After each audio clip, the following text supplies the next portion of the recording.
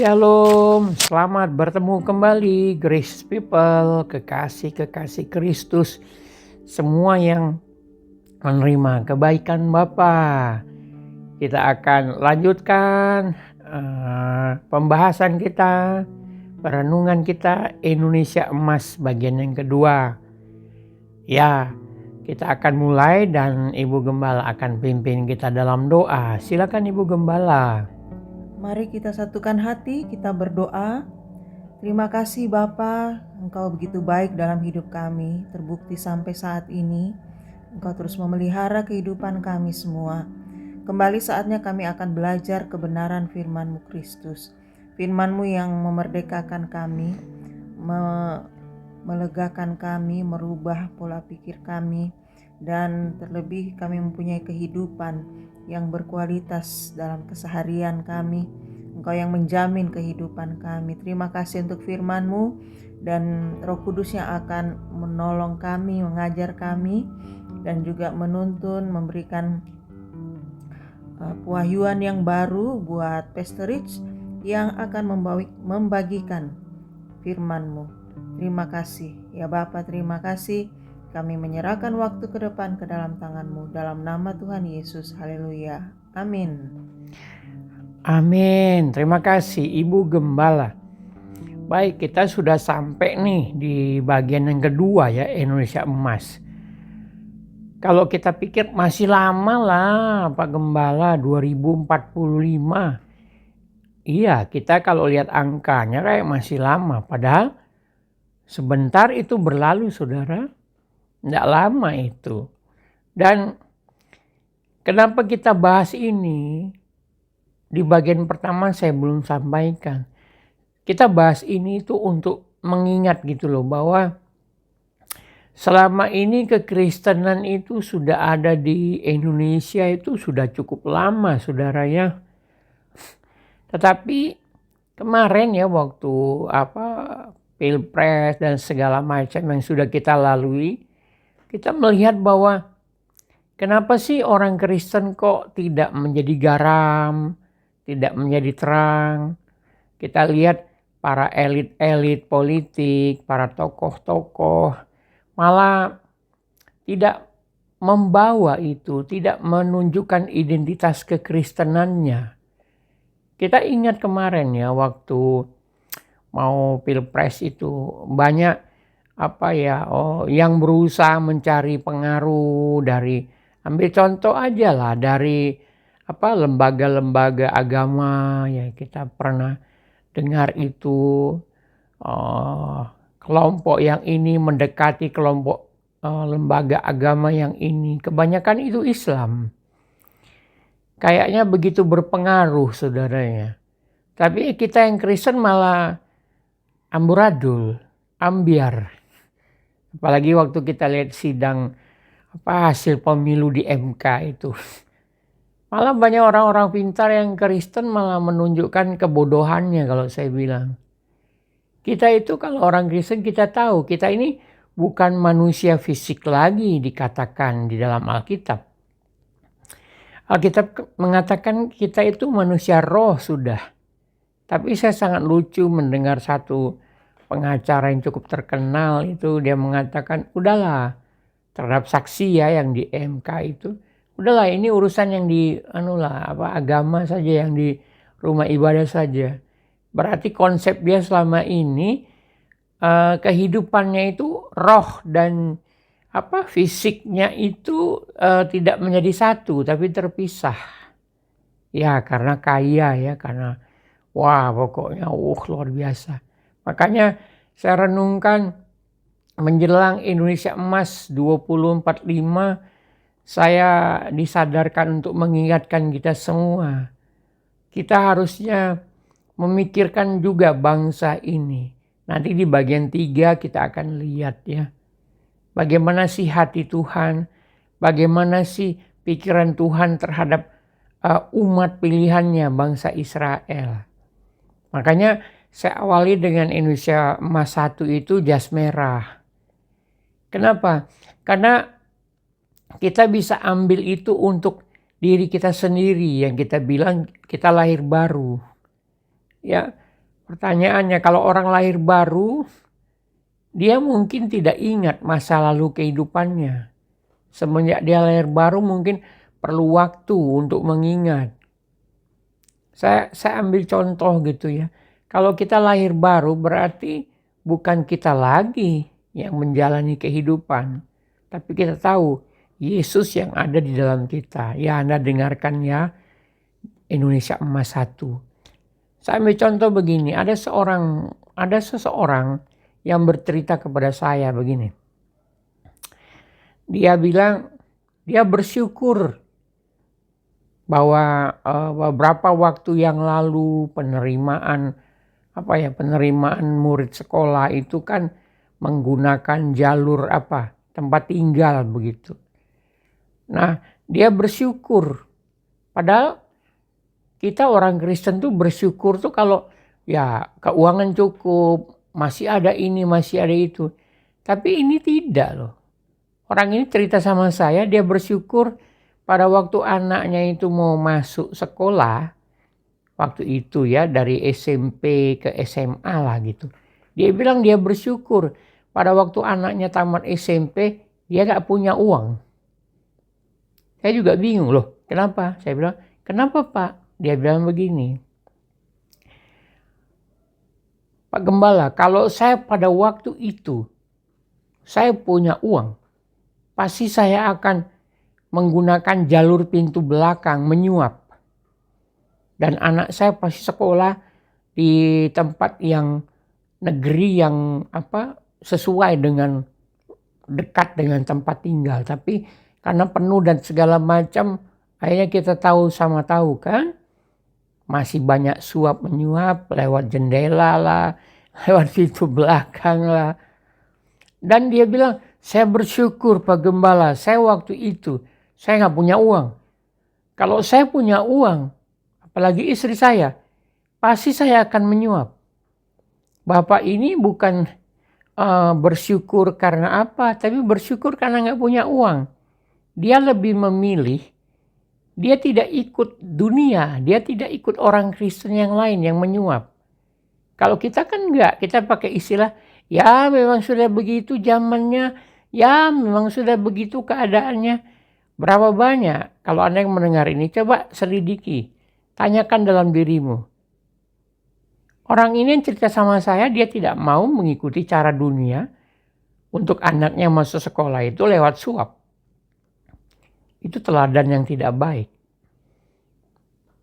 Dan dia bilang dia baru sadar itu begitu anaknya sudah di SMA ya.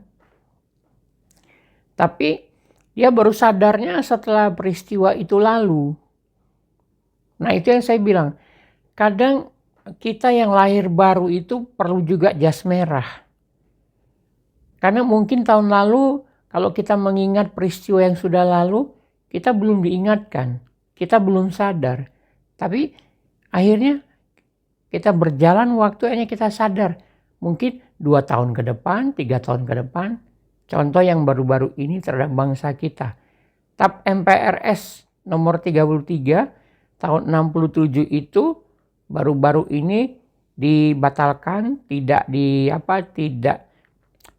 dipakai lagi gitu. Saya dengar ada podcast yang mewawancara seorang narasumber, ditanya, kenapa baru sekarang ya Pak?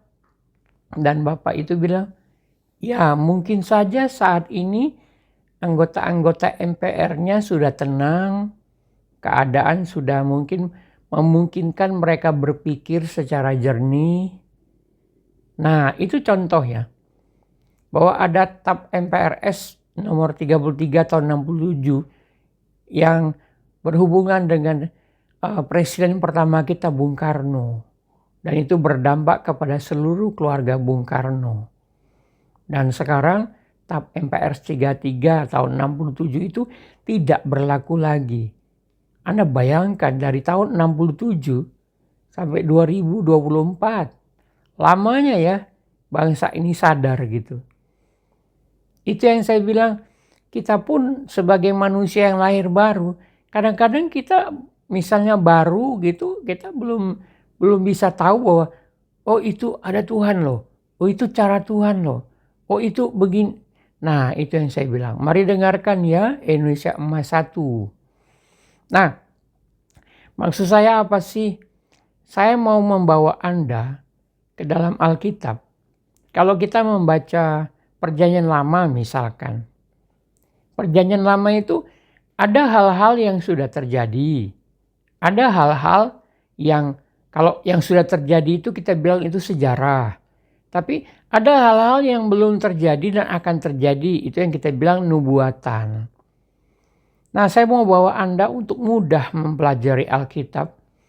Kalau ada peristiwa-peristiwa yang sudah lalu, nah kita bisa melihat di situ. Kalau kita baca, kita mundur, kita ingat. Untuk apa? Untuk kita temukan orang-orang yang punya pengaruh, orang-orang yang berdampak. Dan yang paling penting adalah kita bisa melihat Allah Israel itu gimana sih? Karena itu Allah kita juga. Yang kita bisa lihat bagaimana sikap atau perilaku, pikiran, hati Allah terhadap umat pilihan.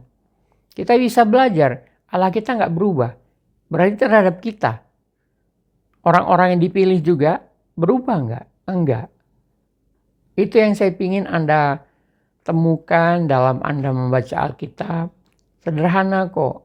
Mari lihat apa yang Allah lakukan terhadap bangsa Israel. Bagaimana hatinya, bagaimana pemikirannya. Dituangkan semua di dalam Alkitab. Nah, kali ini kita akan belajar. Ternyata kalau kita melihat Alkitab kita, keadaan bangsa kita sekarang itu ada satu bagian yang mirip juga kok dengan bangsa kita yang kita alami. Nah, untuk lebih Anda lebih bisa memahami, saya motivasi Anda baca ya. Anda baca kitab Habakuk. Habakuk itu cuma 3 pasal, 1, 2, 3. Tidak panjang ayat-ayatnya. Anda baca, kemudian Anda dengarkan ini yang Indonesia Emas kedua. Anda ulang saja. Tapi sekarang Anda dengarkan saja. Nanti saya akan berikan kayak kesimpulannya. Nanti Anda cari di Habakuk 1, 2, dan 3. Kita nggak akan baca semua karena di dalam Jakom Channel saya sudah pernah bahas Habakuk 1, 2, dan 3 ini ayat demi ayat. Dan pada waktu itu peristiwa yang terjadi di bangsa kita itu adalah kasusnya Sambo. Anda tolong bantu saya ya cari di Jakom Channel. Tapi sekarang saya akan rangkumkan supaya Anda bisa belajar juga 3 pasal ini dan temukan. Dan saya percaya kalau Anda membaca, Roh Kudus akan memberikan Anda hal-hal yang baru lagi bagi Anda. Percaya deh sama saya. Anda akan bahagia sekali pada waktu itu. Oke, kita mulai ya. Kalau kita lihat bangsa kita ini, apalagi ini menjelang pergantian presiden ya. Coba Anda lihat, hukum itu kayak dimain-mainkan. Hal-hal itu kayak dibuat semena-mena, seenak perutnya gitu. Yang terkenal waktu beberapa bulan yang lalu itu, tahun lalu, yang sangat terkenal itu istilahnya itu orang nggak kenal etika, tidak kenal lagi moral, ya, tidak tahu berterima kasih. Kalau Bapak Pandana Baban itu dalam channelnya itu Keadilan TV itu, waktu dia ditanya sebenarnya apa yang terjadi ini, kata Pak Pandana Baban bilang, iya saya juga bingung. Dari buku mana ini ya, kenapa bisa begini? Sebenarnya saya mau bikin video tapi baru sekarang tersampaikan. Sebenarnya kalau kita mau, keadaan kita sekarang ini kan akhir zaman. Nah di Alkitab itu ada kok ditunjukkan karakter-karakter orang di akhir zaman. Di mana itu? Coba nanti Anda cari ya di 2 Timotius 3. Nah, Anda lihat ayat 1 sampai ayat 9 kalau tidak salah. Nah, itu ada Ada karakter-karakter manusia di akhir zaman. Nah, bangsa kita sudah sampai di elit-elitnya itu berarti kan pengaruhnya udah yang paling tinggi, yang berpengaruh kepada masyarakat kan. Apa itu? Tidak tahu berterima kasih. Nanti Anda cek ya, di 2 Timotius 3 itu Anda temukan di situ ada tidak tahu terima kasih. Kalau yang pertama jelas cinta uang. Itu udah dari kapan-kapan itu ya. Dan Anda akan baca itu, Anda akan lihat, wow, makin lama makin semua ini makin terpenuhi. Iya, apa yang ditulis Alkitab itu nggak akan pernah bohong. Itulah kita belajar jas merah di dalam Alkitab. Nah, saya bilang, aduh Pak Pandai ini, baca Alkitab coba.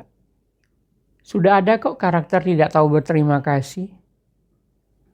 Terus orang beribadah tapi menampikkan atau menyingkirkan kekuatannya. Sudah kan itu. Itulah tanda bahwa kita sudah berada di akhir zaman. Manusia-manusianya sudah terpengaruh dengan spirit itu. Kemarin itu yang begitu bergema tidak tahu terima kasih. Oke.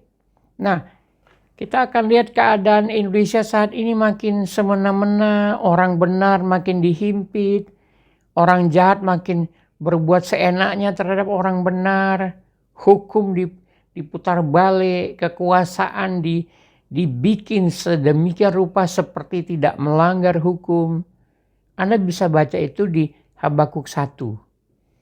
Habakuk 1 itu, Nabi Habakuk itu sedang mendapat penglihatan dan keadaan bangsa Israel waktu itu, ya, hukum itu diporak-porandakan, orang yang punya kekuasaan berbuat seenaknya, tidak membela masyarakat, makin tambah jahat. Tapi Habakuk dia menyampaikan semua itu kepada Allah. Nah, Ibu Gembala, kita lihat kesimpulannya, Habakuk bilang apa ya. Coba Ibu Gembala bacakan Habakuk 1 mulai ayat 13 sampai habis ya 17. Ini yang Habakuk sampaikan kepada Allah. TB saja. Habakuk pasal 1 ayat 13 sampai 17. Ayat 13. Matamu terlalu suci untuk melihat kejahatan, dan engkau tidak dapat memandang kelaliman. Mengapa engkau memandangi orang-orang yang berbuat khianat itu, dan engkau berdiam diri apabila orang fasik menelan orang yang lebih benar dari dia? Ayat 14. Engkau menjadikan manusia itu seperti ikan di laut, seperti binatang-binatang melata yang tidak ada pemerintahnya. 15. Semuanya mereka ditariknya ke atas dengan kail, ditangkap dengan pukatnya, dan dikumpulkan dengan payangnya.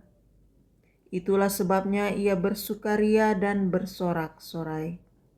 Ayat 16.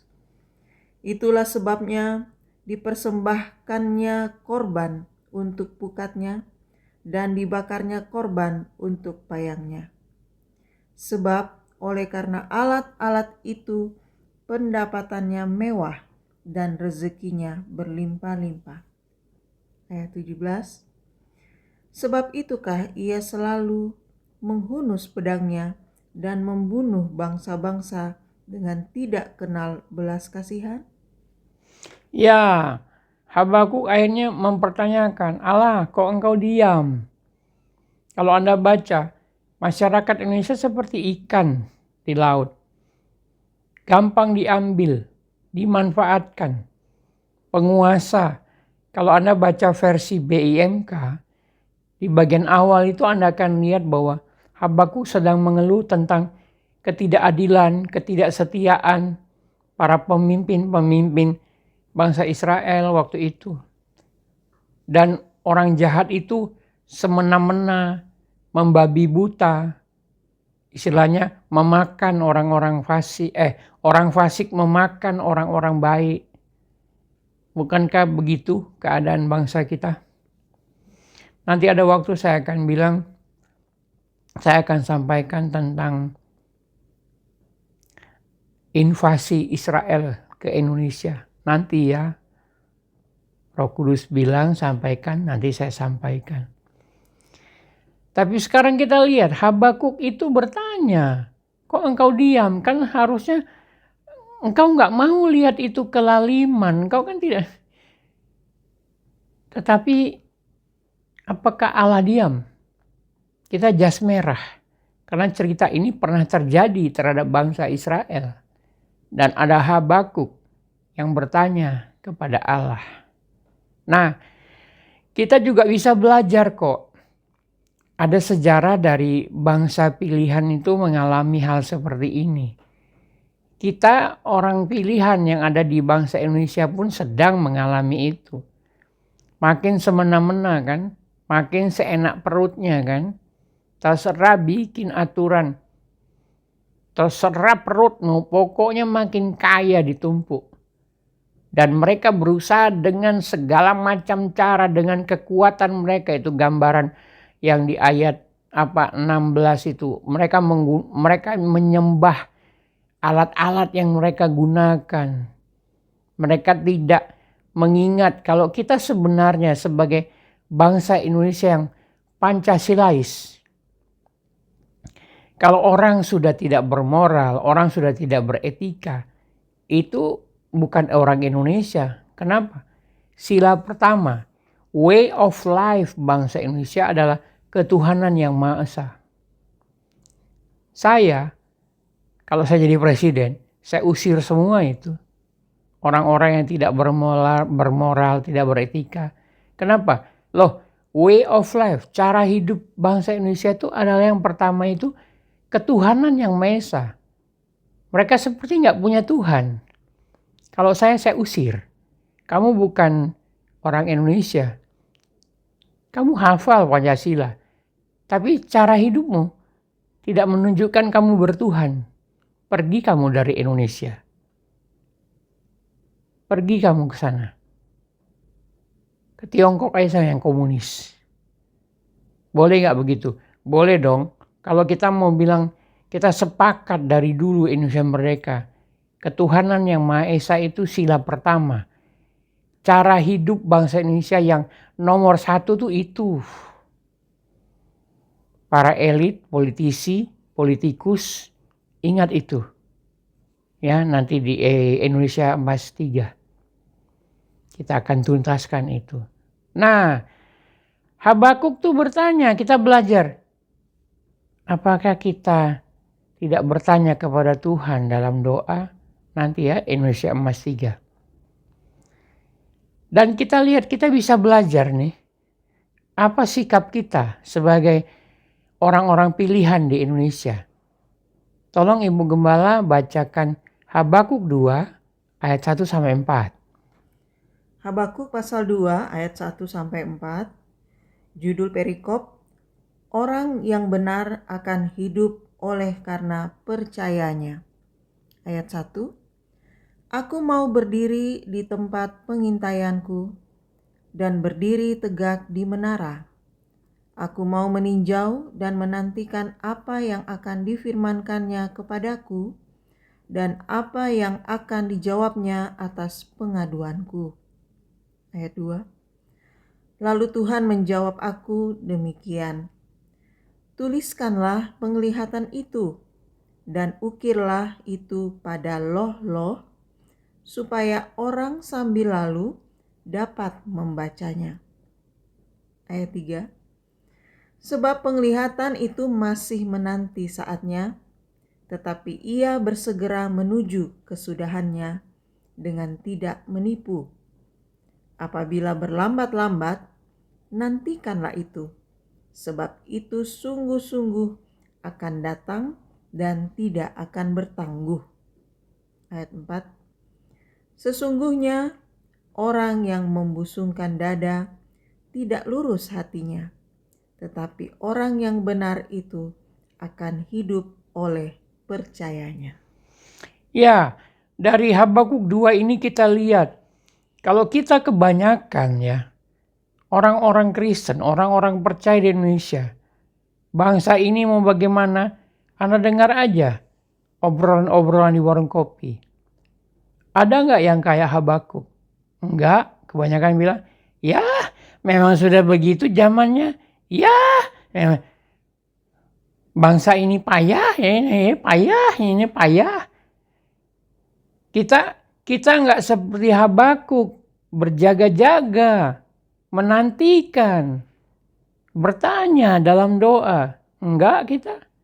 Malah gereja makin dihambat pengurusan IMB ini, mulai main suap kiri kanan kan.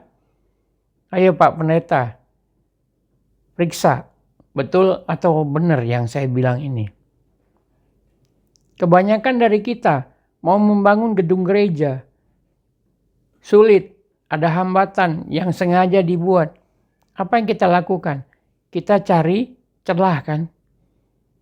Kita cari orang dalam untuk kita suap kan. Betul atau benar? Kenapa kita tidak seperti ayat 4 Habakuk itu, orang benar hidup karena percaya? Artinya apa? Ya berdoa. Berdoa itu tanda ketidaksanggupan kita.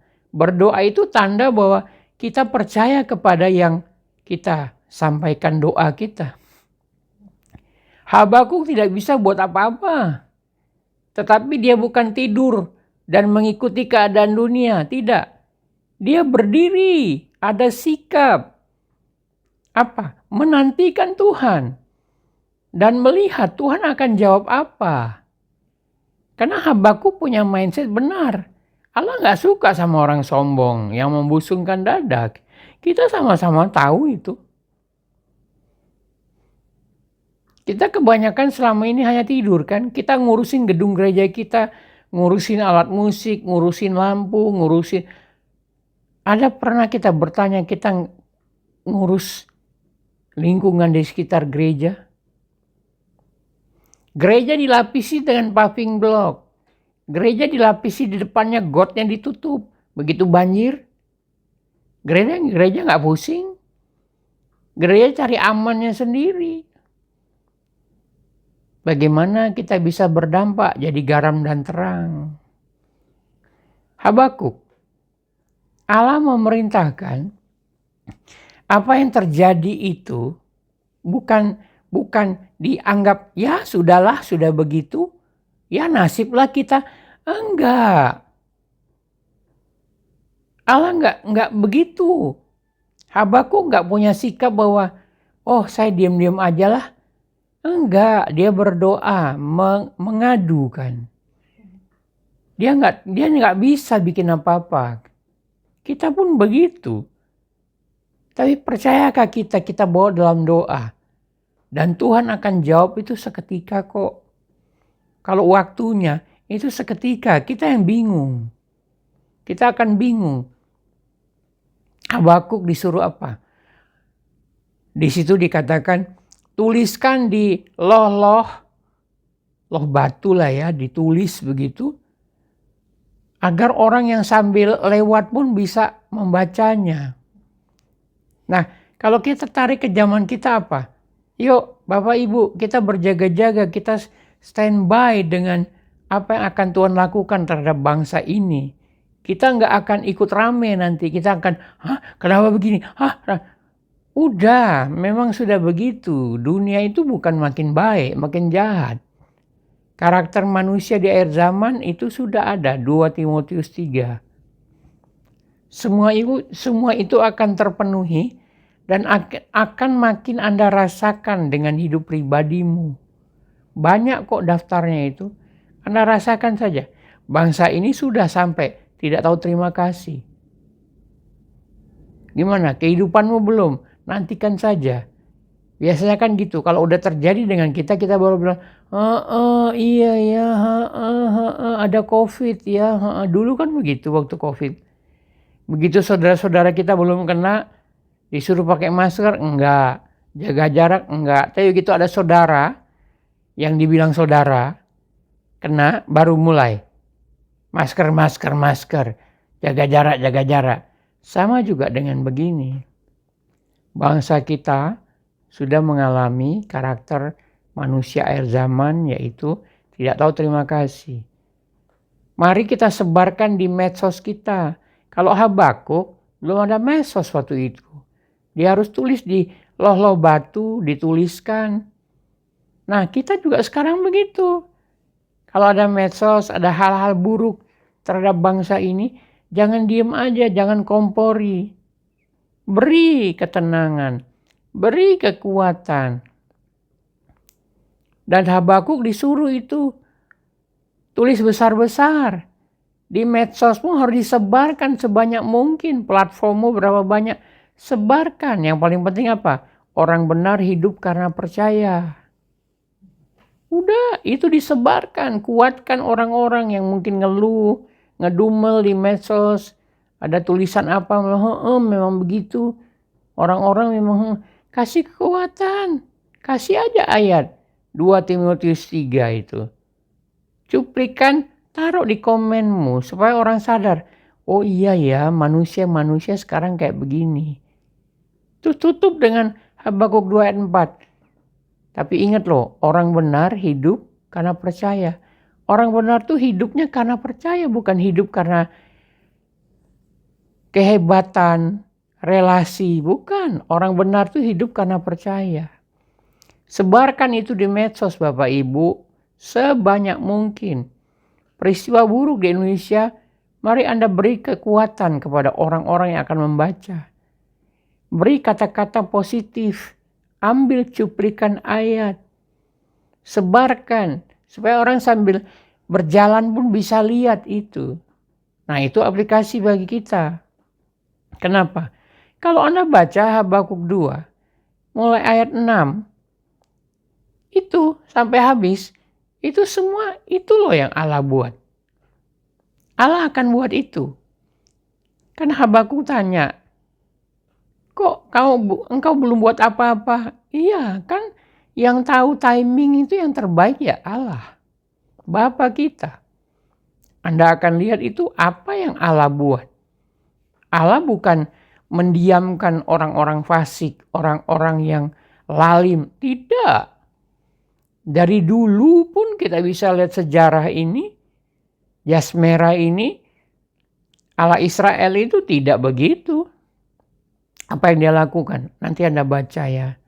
Anda baca ayat 6 ke bawah. Saya minta Ibu Gembala tolong baca Habakuk 2 ayat terakhir. Habakuk pasal 2 ayat 20. Tetapi Tuhan ada di dalam bait-Nya yang kudus. Berdiam dirilah di hadapannya, ia segenap bumi. Nah, itu yang diperintahkan Allah kepada Habakuk. Habakuk kan berjaga-jaga tuh di menara jaga untuk melihat apa yang terjadi dan menantikan apa yang Tuhan akan perintahkan. Nah, saya renungkan begini. Kalau keadaan makin buruk begini, kita tidak mengikuti ayat 22 ya. Iya, ayat 20. Ayat 20. Allah mau bagaimana? Ada di dalam bait-Nya. Menanti di hadapannya. Kalau kita sekarang, apa maksudnya Pak Gembala? Maksudnya, yuk berkumpul dengan gereja. Gereja bukan gedung ya. Gereja itu kumpulan orang-orang yang percaya kepada Yesus. Nah, menantikan di hadapannya. Caranya gimana? Ya, kita ngobrol dengan orang-orang percaya, ngobrolin apa? Ngobrolin kepercayaan kita kepada Bapa. Kenapa begitu, Pak Gembala? Iya, Anda bisa bayangkan dalam keadaan Allah akan buat hal-hal kepada orang-orang fasik dan orang lalim itu. Kalau Anda tidak berkumpul dengan gereja, orang-orang percaya, apa yang terjadi? Anda akan komen kan? Anda akan komen apa? Komen negatif kan? Tapi coba kalau kita ada di hadapan Tuhan, kita bersama dengan gereja, enggak, kita akan bilang, puji Tuhan, Tuhan sedang memulihkan. Itu istilah rohaninya kan? Makanya dalam keadaan-keadaan ke depan ini, pergantian pemerintahan, saya cuma bilang, bukan makin bagus kok keadaan, makin buruk. Tetapi dari Habakuk kita diingatkan, orang benar, kita semua orang Kristen sadarilah, kita ini sudah dibenarkan oleh Kristus. Kita orang benar, hiduplah dengan percaya. Percaya kepada Yesus yang akan melakukan sesuatu kepada bangsa yang mayoritas yang tidak percaya kepada Yesus. Kenapa begitu? Karena namanya sudah dijadikan nama umum, Yesus Kristus. Itu sudah boleh kita sebut. Sadarkah Anda, Alkitab bilang, nama Yesus itu nama di atas segala nama. Nama Yesus itu besar kuasanya. Jadi bukan Yesus begitu saja. Enggak. Nama Yesus itu nama di atas segala nama. Semua yang punya nama, Yesus itu lebih tinggi dari semua nama. Nama penyakit, nama orang, nama negara.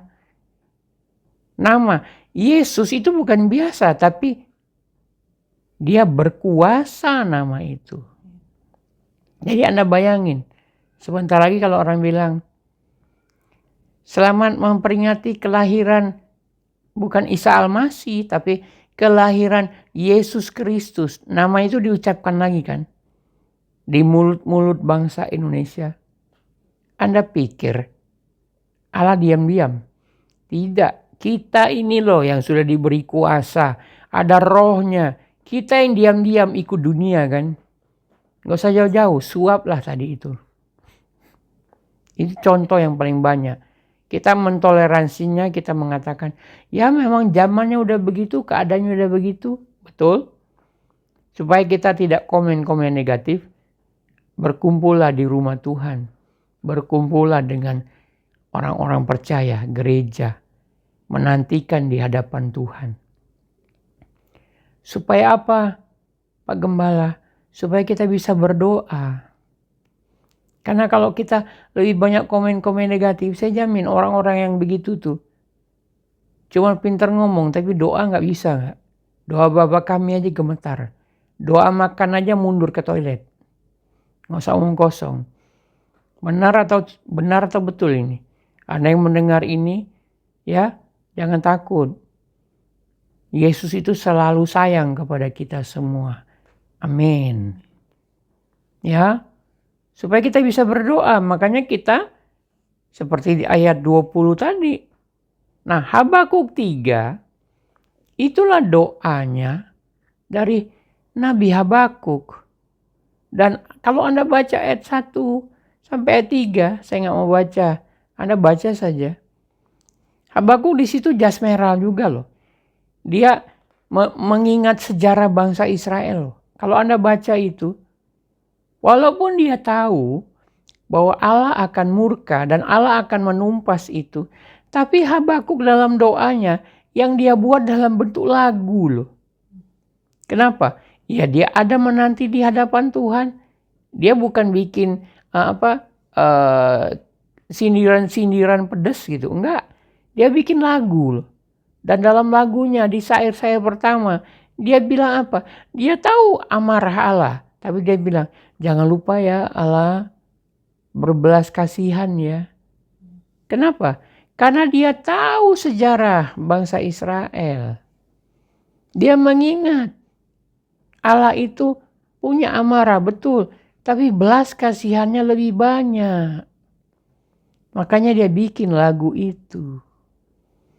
Dari ayat 1 sampai ayat 19. Anda bayangkan, kita kalau terlalu banyak berkumpul dengan orang dunia, kita nggak akan berdoa, kita akan ikut komen. Yuk, kekasih-kekasih Kristus, hentikan yang kayak gitu ya. Berkumpul dengan orang-orang percaya. Nah, akhirnya Habakuk menutupnya dengan 3 ayat terakhir. Silakan Ibu Gembala, boleh baca Habakuk 3:17 sampai 19. Habakuk pasal 3 ayat 17. Sekalipun pohon ara tidak berbunga, pohon anggur tidak berbuah, hasil pohon zaitun mengecewakan, sekalipun ladang-ladang tidak menghasilkan bahan makanan, kambing domba terhalau dari kurungan, dan tidak ada lembu sapi dalam kandang. Ayat 18. Namun aku akan bersorak-sorak di dalam Tuhan, beria-ria di dalam Allah yang menyelamatkan aku. Ayat 19. Allah Tuhanku itu kekuatanku. Ia membuat kakiku seperti kaki rusa. Ia membiarkan aku berjejak di bukit-bukitku untuk pemimpin biduan dengan permainan kecapi. Nah, saudara, Anda bayangkan gini. Ada lagu rohani yang mengambil ayat ini, 17, 18, 19. Anda pikir coba, Anda baca pelan-pelan ayat 17. Habakuk udah berdoa, tapi hasilnya apa? Saya bilang hasilnya itu tidak ada apa-apa yang dia dapat. Kalau kita bilang panen tidak ada, kambing sapi tidak ada, lembu tidak ada, zaitun tidak ada, pokoknya tidak ada. Kok dia bisa bersyukur ya? Dia bisa beria-ria ya ayat 18 itu. Anda pikir enak? Coba baca ayat ini. Kenapa Habakuk masih bisa beria-ria walaupun keadaan kehidupannya itu bukan semua enak? Enggak. Lembu enggak ada, kambing enggak ada. Kebun enggak ada buahnya, enggak ada hasil sama sekali. Renungkan baik-baik saudara. Tapi ayat 18, dia masih bersyukur dan bisa beria-ria loh. Kenapa? Karena God of my salvation. Allahku adalah keselamatanku. Ayat 19, dia tahu Allahnya memberikan kekuatan kepada kakinya. Seperti rusa itu menjejakkan kakinya. Saudara, rusa itu kalau nggak punya kaki kuat, udah jatuh kiri kanan. Kenapa? Dia melompat-lompat di bukit-bukit batu loh. Kalau dia nggak punya kekuatan. Dan Habakuk tahu itu semua dari Allahnya. Jadi kalau Anda bilang, oh Habakuk mengalami sesuatu kelimpahan. Tidak. Yang dipandang Habakuk kelimpahan itu adalah keselamatan dari Allah. Bukankah kita semua sudah menerima keselamatan dari Tuhan Yesus?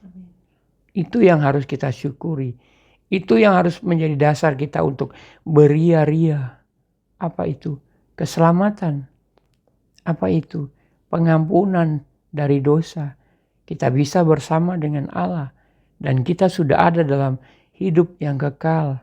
Tidak bisa dibeli dengan apa-apa. Kebahagiaan itu yang harus Anda sadari setiap pagi. Anda harus sadari dalam hidupmu. Bukan Anda punya mobil, usaha maju, itu gampang bagi Allah kita. Untuk memberikan itu tuh gampang banget. Tapi yang dia mau ajarkan kepada kita, kamu bersyukur nggak dengan keselamatan yang aku berikan? Kamu bersyukur nggak dengan waktu yang aku berikan? Kamu belum mengerti kan itu waktu terbaik. Tapi kamu sudah terima keselamatan kan? Bersyukurlah untuk itu. Itulah dasar untuk beria-ria.